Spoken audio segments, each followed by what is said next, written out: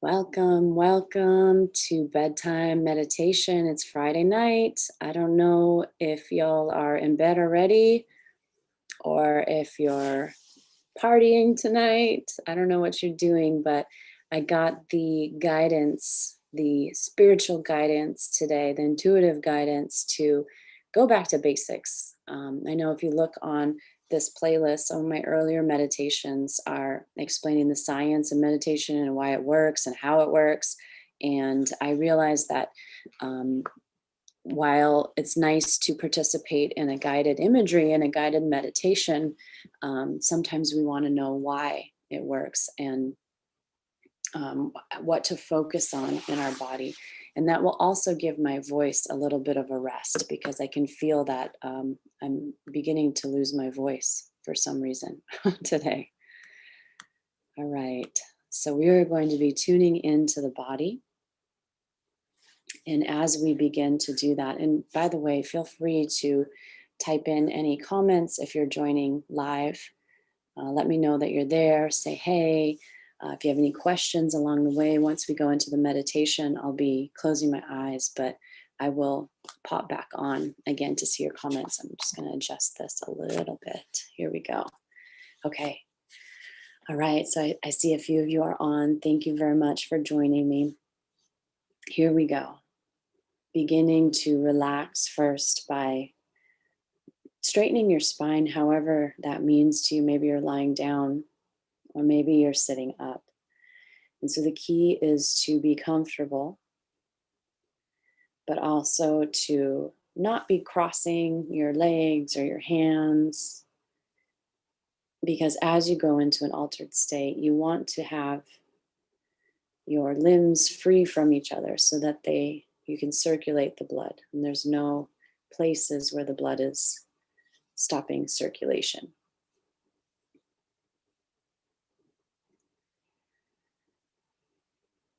And just notice your breath before we do anything to alter it or change it. And this is a very easy self-assessment that you can do throughout the day. Just notice, are you breathing? And of course, we're always breathing or we'd be dead. However, sometimes we're taking short, shallow breaths. And we do that under stress and tension, and it becomes a habit. And pretty soon, it changes our musculature and our posture and our ways of being in the world. And it can even create headaches, tension headaches. And this is especially important to remember if you're working somewhere or in a lifestyle that requires you to wear a mask several hours a day. Really, really important to take breaks where you can take some full, deep breaths. Otherwise, you can hyperventilate, and that means that you are taking in less oxygen. And the oxygen cannot get to all of those areas of your body, and the effects are very subtle. Again, it's not going to kill you. You might not even notice it if you're not super aware of your body, but just like it takes 30 years to grow a cancer tumor, or 40 or 50 or 60 or 70 years sometimes to grow a cancer tumor, it's the things that we do habitually every day that accumulate, accumulate, accumulate, and create disease and health concerns. And so your breath is one of the most powerful conscious influences on your health. It's the most important thing above anything else that you do for your body.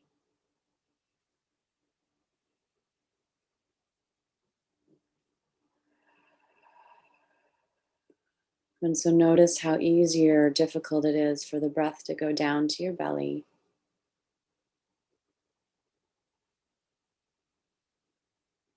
And notice the belly rising and falling with each breath. And you might even imagine the belly like a balloon. And I know when I first started to learn conscious breathing, I felt really pressured to like puff my belly out really big. And it's not about that. It's actually the opposite. It's about allowing the expansion, surrendering. Some people don't like that word, surrender. Maybe it's better to say receiving. Receiving the breath and allowing the expansion.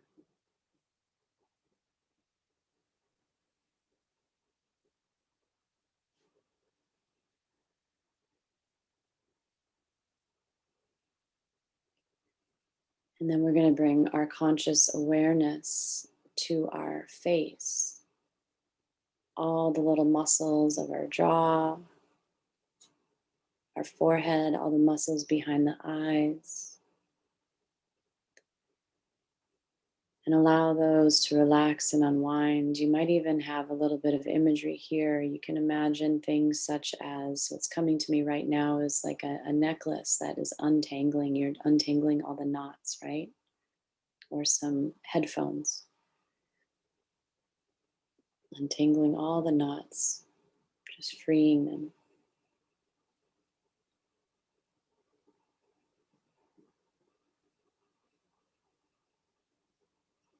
And you might have the sensation, the conscious intention to let your eyeballs just also relax, allow them to float in the sockets.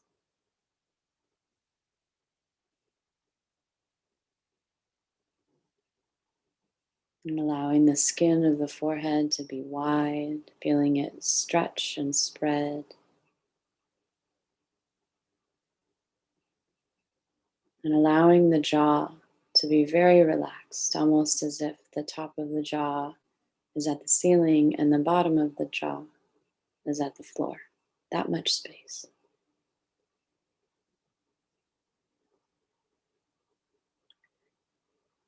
And I've been doing meditation and hypnosis for so long now that when I lead, I go into a semi altered state of self hypnosis myself, which is a powerful skill to learn. And everybody that does hypnosis with me, I try to also teach them self hypnosis. But as you go into a altered, very deeply relaxed state, you might notice certain body cues. And the reason I bring this up right now is I can tell that I'm starting to drool just a little bit. And when I go into an altered state, that's my first body clue. I know this about myself after doing this many times as I start to salivate. And that is actually, you might experience something similar or something different. That is also a measure of turning on the parasympathetic nervous system, because when you are able to shut off fight or flight and turn on the relaxation response, salivation would be something that you would do to digest your food. It's your body is telling you that you're relaxed. You're relaxed enough to digest your food. Now think about how many times we eat lunch or dinner stressed, or not taking a breath, or not pausing and chewing our food mindfully. And how your body really can't absorb those nutrients properly because it hasn't even had time to salivate yet. And your saliva has enzymes to help you break down and use that food and use everything out of it for your energy and power.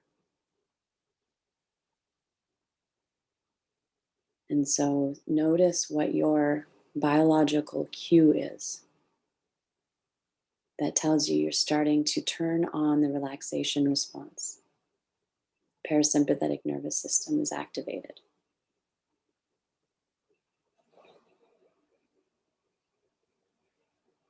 It might be that you're feeling your hands nice and warm. Again, when we shut off fight or flight, the blood can redistribute all through our body, all to our fingers and toes, rather than concentrating only on the large muscles that help us get away from a threat. When we are in a relaxed state, that blood can recirculate. And if we're taking these full deep breaths, that is very oxygen rich, oxygenated blood that cleanses our cells, cleanses our body. I mentioned cancer tumors earlier. This is why these full, deep, oxygenated breaths are cancer preventative. They help to wash out toxins that are accumulating. Most cancers are caused by external forces, pollution, pesticides, chemicals in our environment, those sorts of things.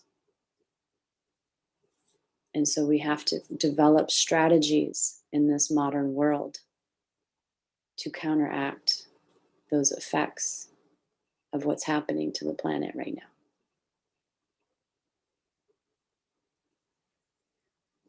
Even electromagnetic frequencies are causing cancers. I'm very concerned about this generation of kids, my own kids, being, especially during COVID, being so attached to devices. Help teach them meditation so that they can begin to counteract some of those effects.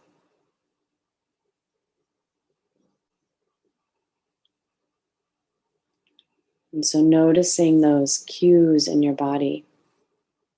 And you might even notice, maybe you felt a little bit of stress come back in when I mentioned the words cancer or electromagnetic frequencies, and just notice how the body ebbs and flows. And it's a reminder that yes, we are responsive beings and our nervous system is very responsive to our environment and energies around us, but the breath is how we stay in our power. The breath grounds us back.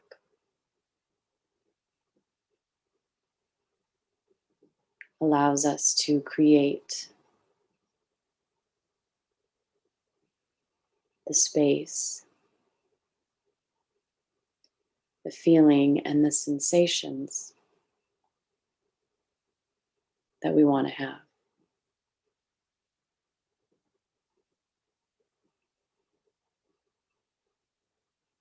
And so continuing to keep your belly soft. Again, so we can allow in and receive more breath.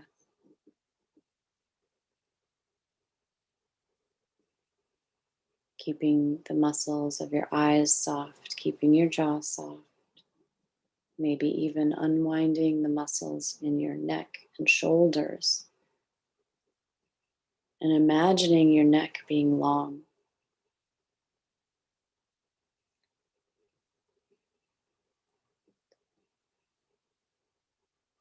Letting your shoulders drop down away from your ears as far as they can go, comfortably. Again, this is not about efforting, it's about allowing. It's about releasing the tightness, releasing the grip.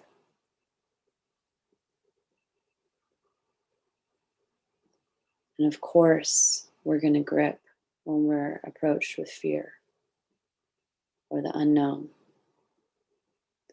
And so if you've noticed yourself gripping either right now as we do this body scan or in general this past year as we've navigated through so many changes and challenges, please be gentle and compassionate with yourself and know that it's a normal human response.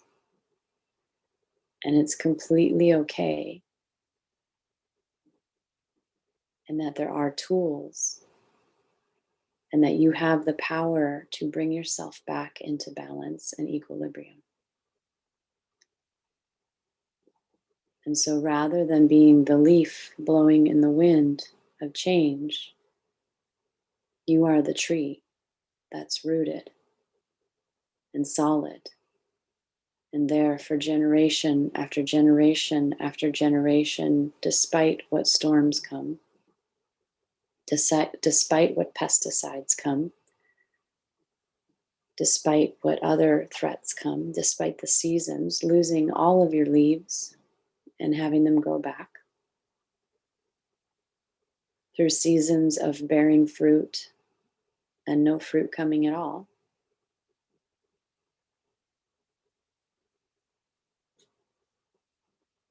through seasons of activity and love and lots of support and not so much at all.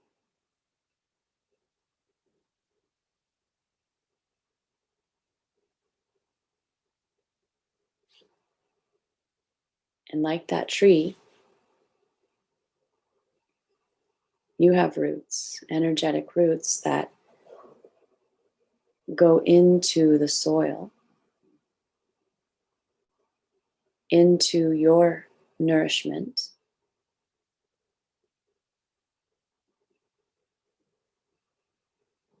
and you energetically, even if it's not visible from above ground, energetically you are tied in with a support system of other trees. And their roots are combining and holding roots with your roots.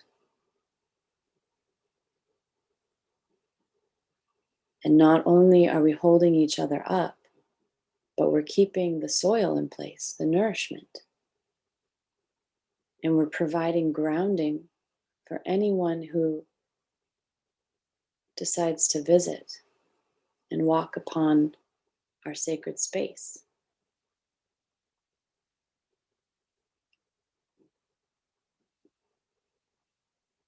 I also read an article that shared there's a whole biodiversity in the soil underneath the ground associated with the trees and the network of tree roots. And if one tree isn't creating enough nourishment for itself, the other trees will lend nourishment through the root system to the struggling trees. This is part of nature.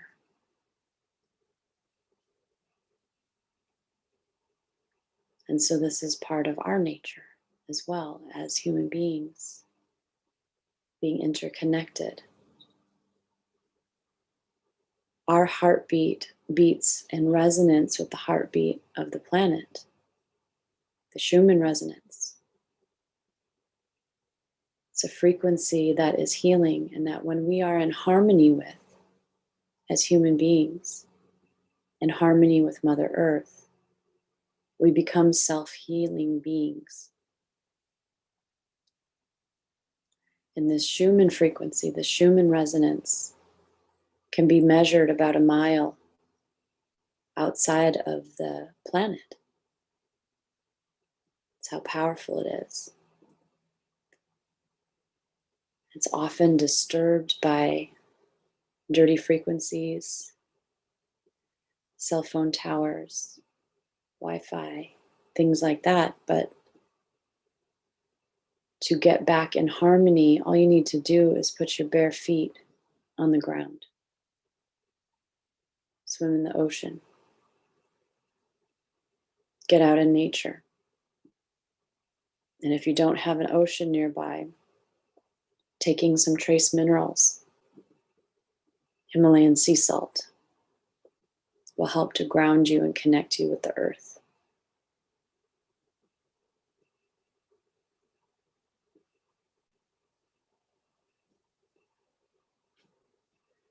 I know there's a lot of you in cold climates that are not going to be going barefoot anytime soon in the snow. And then, to be honest, I'm not sure if you have the same effect in the snow as you would in the soil.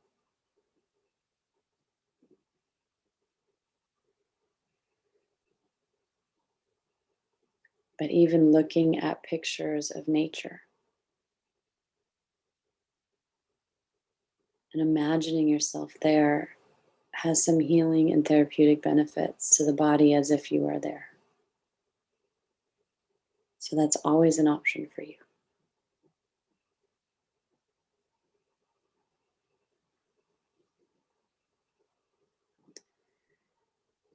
So as you're sitting or lying now, feeling this interconnectedness, feeling this deep peace, connecting with the rhythm of your breath, perhaps feeling your heart rate your heartbeat synchronized with the heartbeat of Mother Gaia. And if you don't know what I mean when I say that, just imagine what that would look like. Imagine what that would feel like.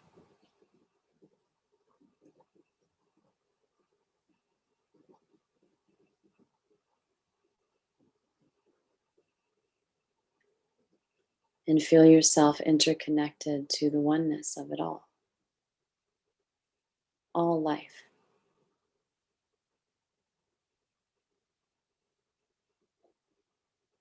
Even objects such as the chairs and beds that we are sitting in and on hold energy and hold a vibration.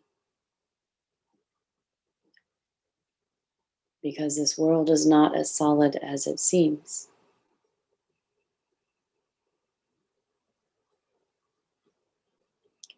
And when we realize that this world is not as solid as it seems, we realize again, like the breath, which is movement, inspiration is the intake of spirit, changeable, movable. We can begin to change those things in our life and our environment that are displeasing or uncomfortable.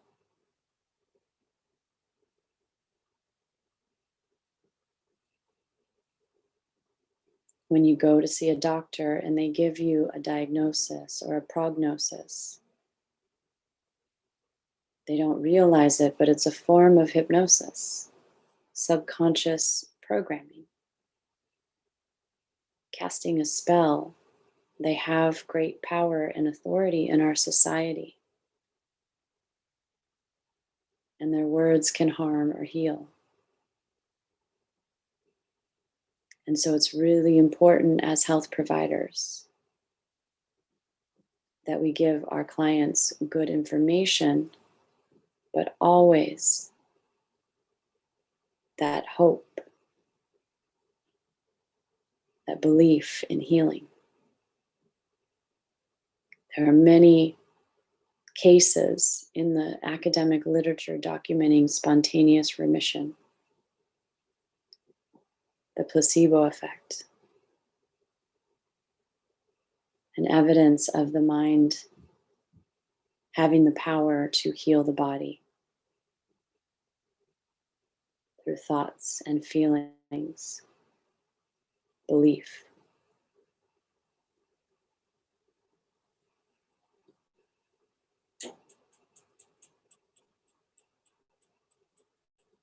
Many times, all we need to do is get out of our own way, is to identify those limiting beliefs,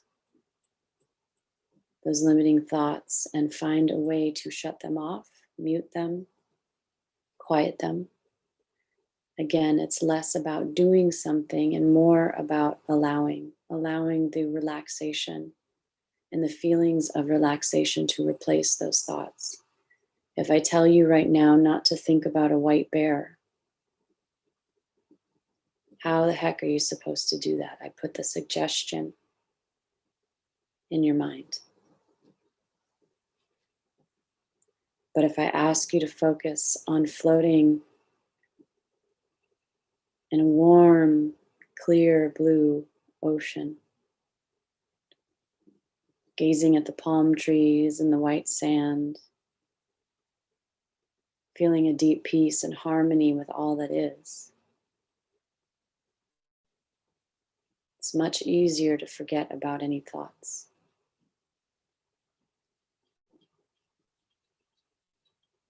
And so this is the power that you have.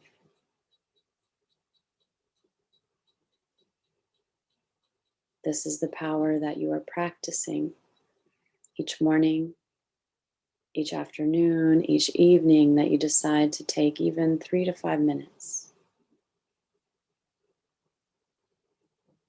to tune into the breath, to tune into your body, to nourish the body and the mind with the breath, to reset your pace, to reset your foundation,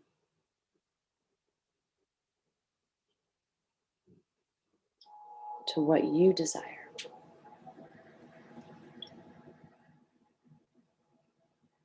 to your equilibrium, your state of self-healing.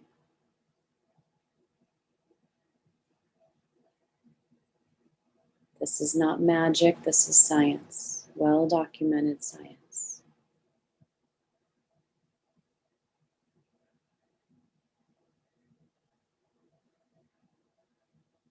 If you'd like to add your individual spiritual beliefs in, you are more than welcome to do that.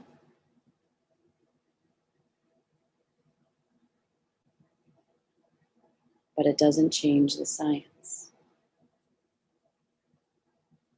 Science and the spirituality is compatible, and just like culture, all the cultures have more in common than they have different. All the religions have more in common than they have different.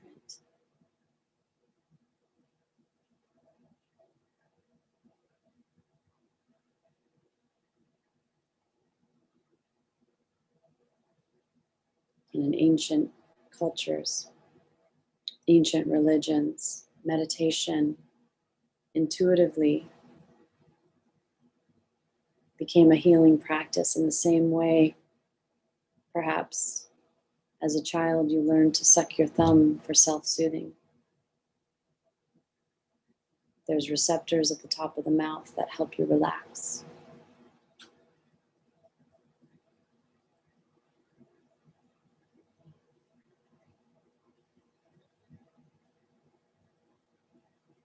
This is information that is passed down from generation to generation through our DNA, this intuitive guidance, this biological imperative to survive and to thrive that we all possess.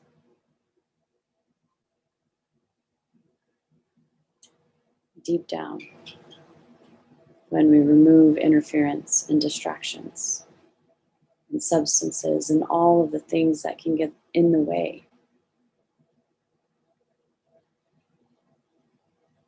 of our essence and our clear thinking and feeling.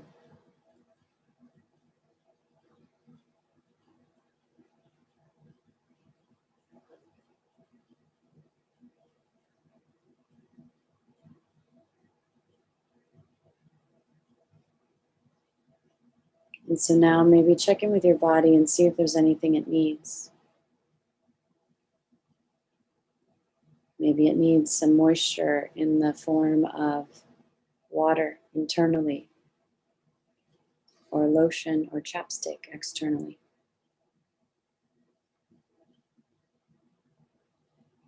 Maybe it needs human touch, human contact. Maybe it needs warmth, nourishment in the form of food.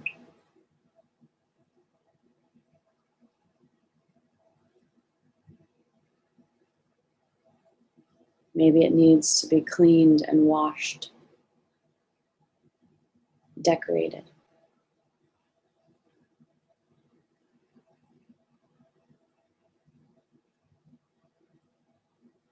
Maybe it simply needs to be loved and needs some words of affirmation.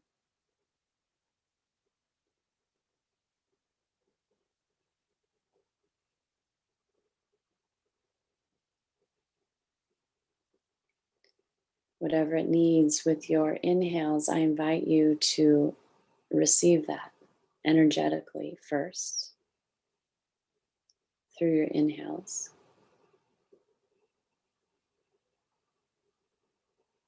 Imagining and feeling those sensations.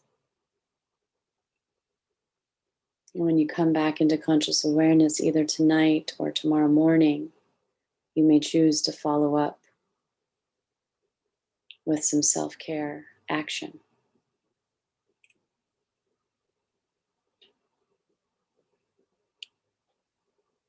Maybe some affirmations, maybe stating your needs.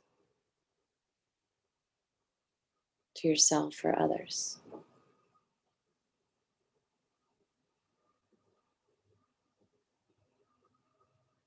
But for right now, just breathing and receiving, practicing receiving that which you need first energetically.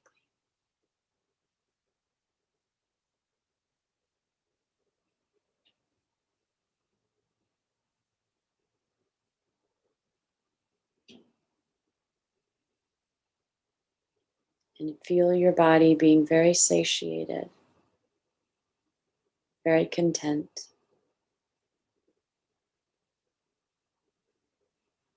very well taken care of.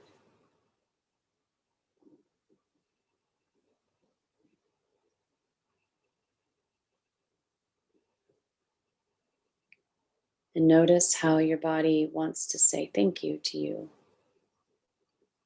In what way does it say thank you to you?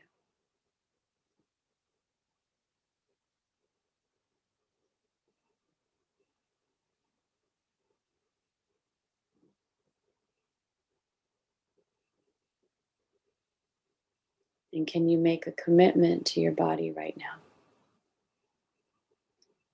to listen to it, to slow down and listen and really hear so it doesn't have to scream at you? And then a commitment to follow up with meeting the need, the necessary action to give your body what it needs. And tonight, that might just be rest.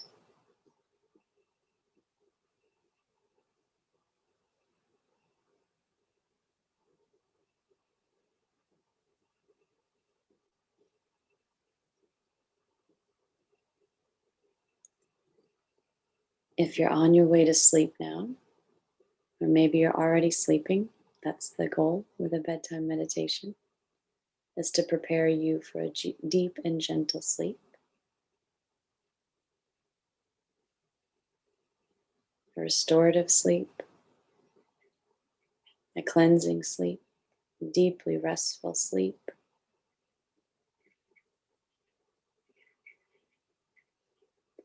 You can drift off into that sleep now, maybe intending to have peaceful dreams and waking up rested,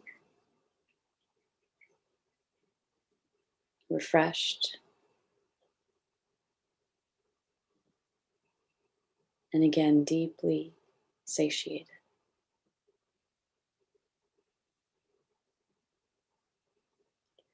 For those of you who aren't yet ready for sleep and you intend to come back into conscious awareness,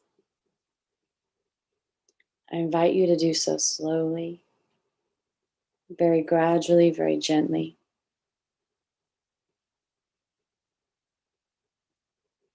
I like to come back by feeling the warmth of my hands against my thighs, calling back all of my energy, all of my imagination, and calling it back into my body. Beginning to make small movements. You can roll your ankles or your wrists, your neck or your shoulders. Just gradually reminding yourself that, at least for now, you're in a body that you can cherish and that you're so grateful for being this vehicle to carry around this big, beautiful energy that is your soul, your personality.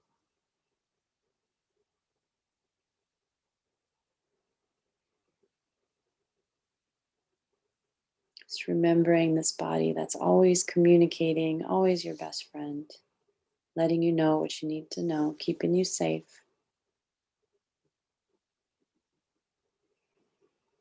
screaming at you when something isn't right in the environment,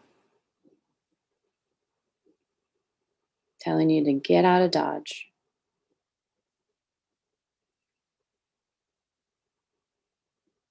But when you get out, make sure to take your body with you.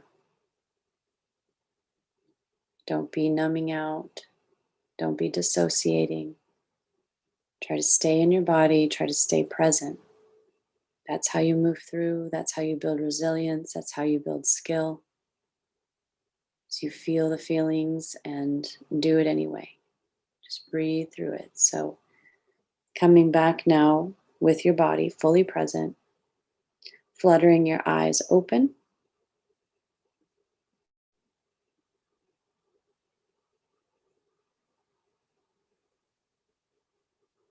Hoping that you're feeling refreshed, more peaceful. I want to thank you for being here with me, whether you're here live or you're listening to this recording. It is always such a blessing when you share these videos and you subscribe or share my channel with others so that I can reach more folks who need this relaxation, who need this healing, and are looking for some resources. And also, please sign up for my website, natashaedwina.com. Every Monday morning, I'm sending out a schedule of my free online content that I offer and links so that you can join very easily. So, natashaedwina.com.